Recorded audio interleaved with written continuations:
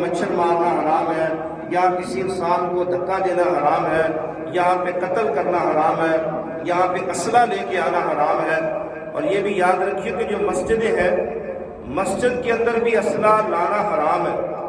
کہ کوئی ساتھی مسجد کے اندر اسلحہ لے کے نہ آئے، حرام ہے۔ یہ جو محراب ہے، یہ رسول اللہ صلی اللہ علیہ وسلم کے زمانے میں نہیں تھا، نہ مسجد کا مینار اور نہ مسجد کا محراب، یہ دونوں جگہ جو چیزیں ہیں یہ رسول اللہ صلی اللہ علیہ وسلم کے زمانے میں نہیں بنائی گئی تھی۔ تو جب دور عمر فاروق آیا تو اب جو لشکر ہوتے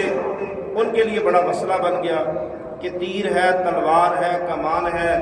جنگی ہتھیار ہے، اگر وہ پیچھے رکھتے